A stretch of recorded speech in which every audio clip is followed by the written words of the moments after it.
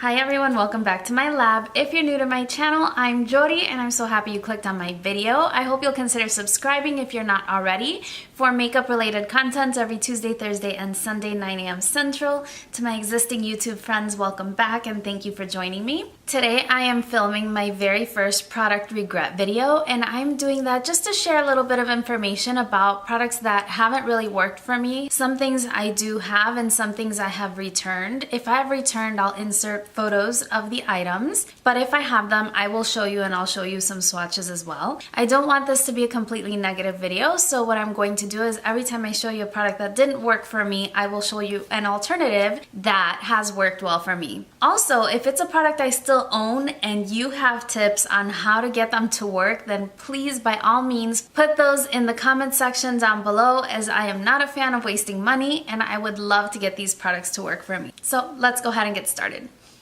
The first product regret is actually two different products, and I don't own them anymore because I did return them. And believe it or not, it is the Dyson hair dryer. I've mentioned on my channel before that my hair is just something that I really struggle with, and so I have invested a lot of money into my hair, whether it be in hair care products or tools. And when I saw the Dyson hair dryer and all the claims about how it was healthier for your hair, it dries your hair faster, it's lightweight, it's quiet, all of these things really appealed for me because I do have to blow dry my hair every single day. I'm trying to be a little bit healthier, and so I've been exercising and running, and when I run I just sweat a lot and my hair dampens, it frizzes, and I just have to wash it to be able to make it wearable again. And so I did purchase this hair dryer. I purchased mine from QVC because they had the Easy Pay, and with a $400 hair dryer, and Easy Pay does not hurt. But you know, to be honest, the very first time that I used this hair dryer, my hair felt like straw. I would dry it and I have to say it does dry it very quickly. It is very quiet. It looks so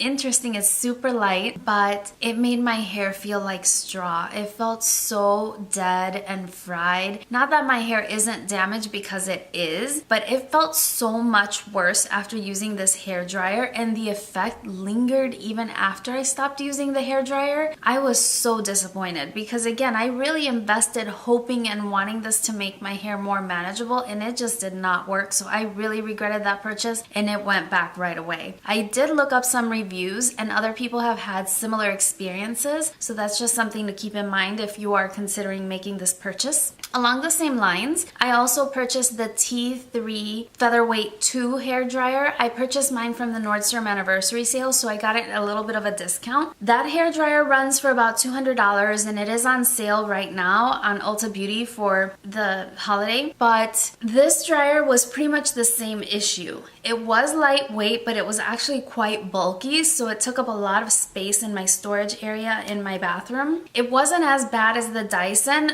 but it wasn't anything to write home about, and it certainly wasn't worth the $200. So I went back to Nordstrom and I was returning the hair dryer, and actually there was a girl in line in front of me who returned the same exact hair dryer, so I don't think it's just me. So what I do recommend instead, I have it right here.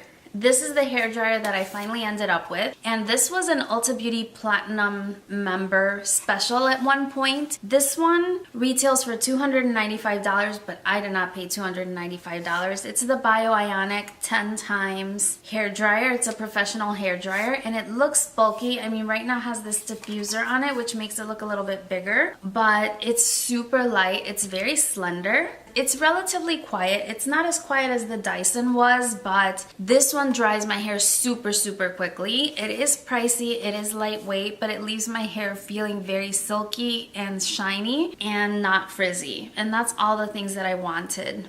I did research reviews on this product as well, and I recommend it, but I do want to let you know that there is no temperature control on this hair dryer. A lot of hair dryers have sort of low temperature and high temperature. This one does not have a temperature control, so it has one temperature and it is scalding hot, super hot. Those were a lot of the complaints on this hair dryer. What it does have are 3 different speeds. You have low, medium, and high, and then you have your cool shot button right here. I blow dry my hair on the medium speed and it's just fine, but again, it only has one temperature and it is really hot. So if you don't like that or you don't need that, then you definitely do not need this. but for me, I need my hair to be heated up to get it to act normal, and so for me it's perfect, and I've been really super happy with this one. The next product that I wanted to talk about makes me so angry, so angry. It is this Luna Play Foreo facial cleansing device. This one retails for $40. I think it's $39, and I got mine in a Sephora favorite set. I think that there's even now a favorite set that includes this product in it, and basically it is just a little miniature facial cleansing device which has a little push button in the back, and then you can use it to cleanse your skin. They advertise that it's good for sensitive skin because it has the silicone sort of brush that doesn't retain a lot of bacteria and it's easy to clean. This one is nice for anyone who's trying a facial cleansing device because it's only $39, so it's not a heavy investment right off the bat, but the catch with this is that it's supposed to be good for 100 uses. And it's not rechargeable. You can't replace the battery, there's no way to get into the product. This thing lasted me 2 uses. Oh, I was mad. I was really mad. 2 uses for this is just... I was really angry. I mean, it came in a Sephora favorites set, so I got a lot of other product for my purchase, and I was happy with those. But I was really excited about trying a facial cleansing device, and I was really excited about trying this one. When I used it the first time, it worked fine. It was nice, but I only got to try it twice. I don't think that's even enough time to establish an opinion. So I can't get behind this company because of what happened. I mean, I realized that I may have gotten a bad one or whatever, but it made a really terrible first impression, and so when I did go to invest money into an actual cleansing device, I went with the Clarisonic instead. If you prefer to try the Foreo brand, I would recommend to you to not even purchase this little thing and just purchase the full size one that interests you, and if it doesn't work, then return that. Because $40 for this thing, which is essentially disposable, is just too much money to spend in my opinion, and that $40 could go a long way towards the full size product that you're interested in the first place. So I cannot get behind this at all. I really dislike this product. I really hate it. I've been saving it to abuse it on my channel because I just hate it so much. So the one that I do recommend is the Clarisonic. Again, after my experience with the Foreo, I just didn't want to have anything to do with it, and when I purchased a full-size device, it was the Clarisonic. I have reviewed this one on my channel. I continue to use it and love it, and so this is the one I recommend. Right now, there's a lot of stores that are having sales on it, and you can get it for about $115 with a variety of different attachments. The next product that I wanted to talk about is by Kylie Cosmetics, and this is their lip liner. This is the Coco K lip liner, and I didn't buy this product individually. It came in a lip kit with a liquid lipstick, and it was for $29 for the set. And my problem with this lip liner, it actually works nice, and it's one of those that you sharpen, which doesn't bother me because I find that you can keep the product fresh longer if it's something you can sharpen and then you get some brand new cream product. But my problem with this is that when I sharpen it, the pencil inside just comes out. Look at that. This is not acceptable. This is not acceptable. And it happens absolutely every time that I go to use it, just slides out, and it should not happen for something that you're paying $30 for. It just should not. And so I can't get behind this product. There's just something about it. The color is really pretty and it does go on creamy. There's a swatch of it right there. But if it's gonna be falling out, no. It's not cool. What I recommend instead are the Wet n Wild Perfect Pout lip liners, and these are the retractable ones, so if you prefer a retractable pencil, then you're gonna like this better anyway. And if you look, this is almost an exact color dupe.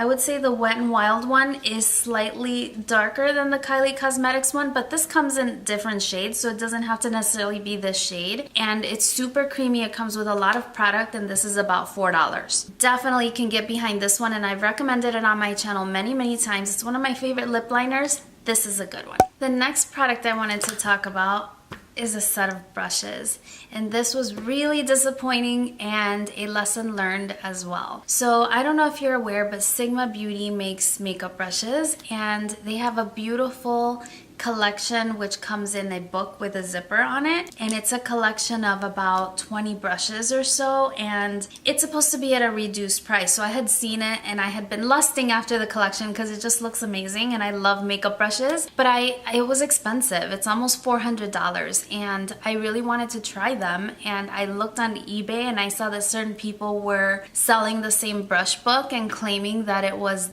original, like not a counterfeit item. And so I purchased it on eBay, and I spent about at least $150 on the brush set. I don't remember exactly right this moment, but when they sent me the brushes, I had never tried Sigma brushes before, and so I looked at them very, very closely, and I watched some unboxings on YouTube and everything else of this extravaganza collection, and they look almost identical visually. I mean, the printing is the same, the embossing on the ferrule.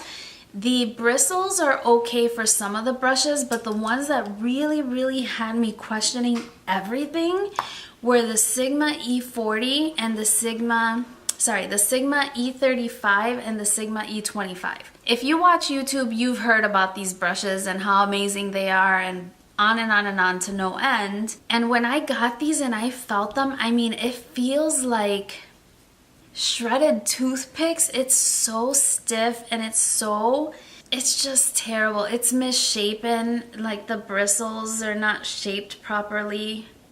It's just, these are not original Sigma brushes. These are definite counterfeits, and so I wasted all the money, and I still hadn't tried Sigma brushes, and I really regret that. Since that time, I have of course purchased from Sigma Beauty and gotten an actual brush. So here is a true Sigma E25 brush. Now it's probably gonna be hard for you to tell on camera, but maybe if I put them here in profile. This one is the real one. You can see it tapers. This one flares out every which way. It's so prickly.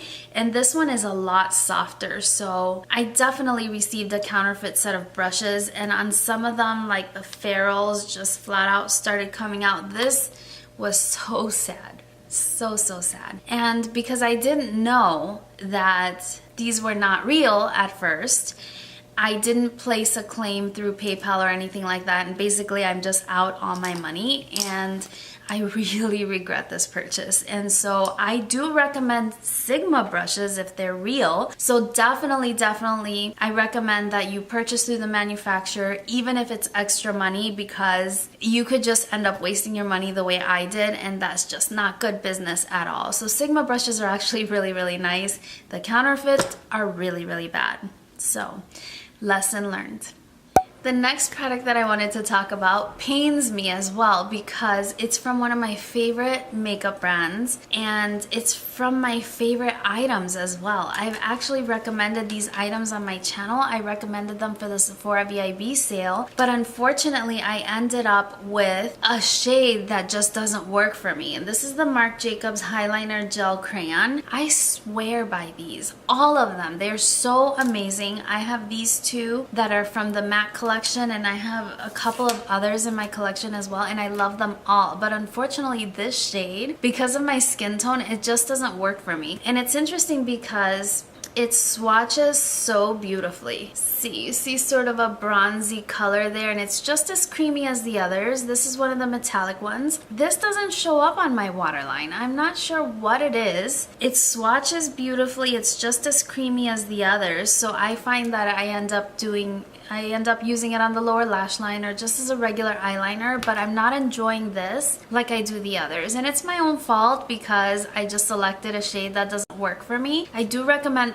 the product altogether 100%. I know it's a good product, it's just the shade that doesn't work for me. And for $25, I should have returned it and picked up a different color, but I think I just waited a little too long, and I don't enjoy returning makeup products either. I mean, I have it, I'll continue to use it the way I have been. If you have any tips on how to get this to show up, I don't know if maybe mine was a little bit more dry, but based on the swatch, it works perfectly fine. And what I've been using instead that I can recommend instead of that one, I've been using the NYX Jumbo Eye Pencil in the shade French Fries.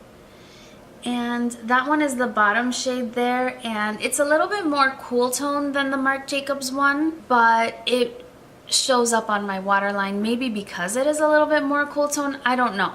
But this has been working instead of that particular product a lot better. And so I just wanted to share that. These retail for $4.49. And I would also like to recommend, if you're looking for something a little bit more affordable but still within the same type of product, I really highly recommend the NYX faux whites or the faux blacks, where the faux blacks would have shades like this, like the dark brown, the dark greens, things like that, and the faux whites would have like lavender, sky blues, and things like that, which work a lot like these. This one didn't work for me. Again, I think it's because of the shade. The slide on, glide on, stay on, and definitely a turn on waterproof extreme shine eyeliners. A mouthful, but I've also recommended these on my channel, and if you're looking for an alternative to those Marc Jacobs one, I think that these are very similar from the drugstore or from Ulta Beauty, and these are not retractable. You sharpen these, but they go on very similarly. They're very pigmented and they do last on the waterline quite a long time,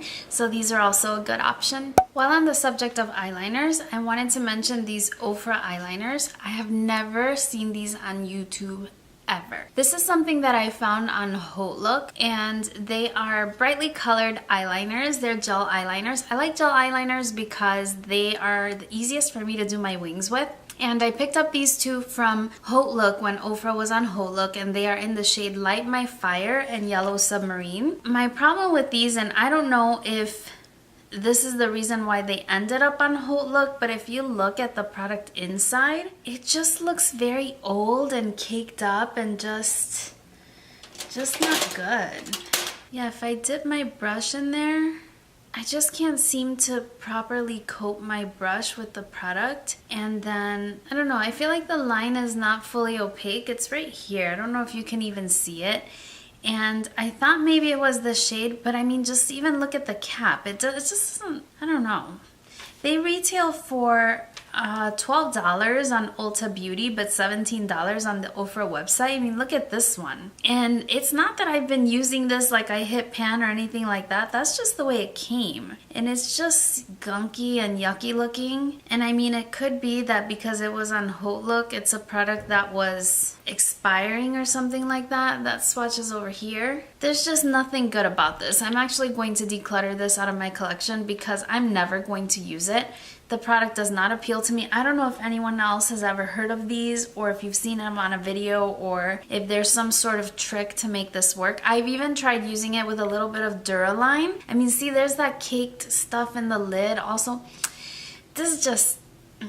In any case, what I do recommend in place of the Ofra Cosmetics gel liners are the MAC Cosmetics fluid line, and these are a lot nicer. Now this is my black track one. This is my black gel liner, and this one I have like used and abused, but I've had this for a while and it looks like that because I've been using it and it's been working well. Here's another one I have that I haven't used as much, and you can see the lid doesn't look bad and the product also doesn't look bad. And if I pick this one up with the brush, I can make a much nicer swatch with this. See? Hopefully you can see it.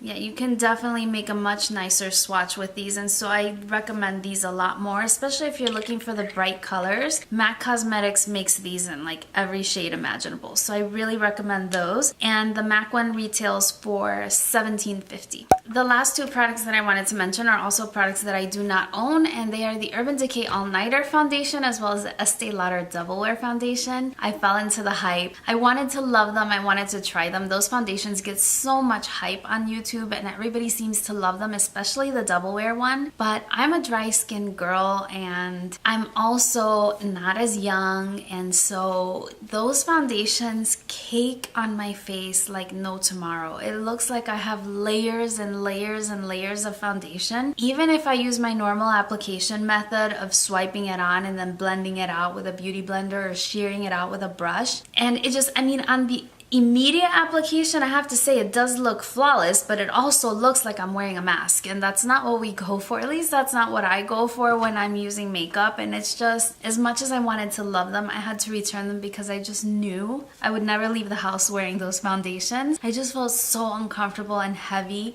and they would settle into my lines here, my smile lines. I would look like a puppet, like legitimately a puppet, one of those marionette things. And no, that's not the look that I want to go for. So if you do have more mature skin and if you have dry skin, I do have a couple of recommendations, but my foundation preferences are for medium, light to medium coverage. And so these are about the most full coverage foundations that I own. The first one is the Fenty Beauty, and I would say this is medium to full coverage maybe if you build it up, because it is buildable, and it is a matte finish foundation. It's not really matte on me. I would say it's more of a satin finish, and it works really well. It gives me a really nice finish, and it does blur out my imperfections, and it covers my discoloration and everything like that. I really, really like this foundation, and I am very comfortable leaving the house with that one. The Double Wear retailed for $42. The All Nighter was $40. This one is only $34, so it's even more affordable than the other two options. Another option that I really, really like if you want that beautiful flawless look is by Hourglass, and this is their Vanish foundation. I'm in the shade Sand, and this is a stick foundation. It's very pricey as it is $46, but I would say this is probably the most full cover foundation that I own. So if you do like full coverage and you have dry, more mature skin, then maybe this is something that would work for you. I don't like to apply this with a beauty blender. I do prefer to swipe it on and then blend it out with a brush. The last one I'd like to recommend is by Makeup Forever, and this is the Ultra HD foundation. This was my favorite foundation last year. I'm in the shade Y425, which might be just a hair dark for me right now, but I really like this foundation. Again, it's medium buildable coverage, and it gives a very nice finish. I actually like to mix this with a luminizing primer to make it a little bit more of a dewy finish, which is my personal preference, but if you use it on its own, it's more of a satin matte finish, I would say, and so I do recommend this one as well. The Estee Lauder Double Wear and the All Nighter, I just can't get behind those.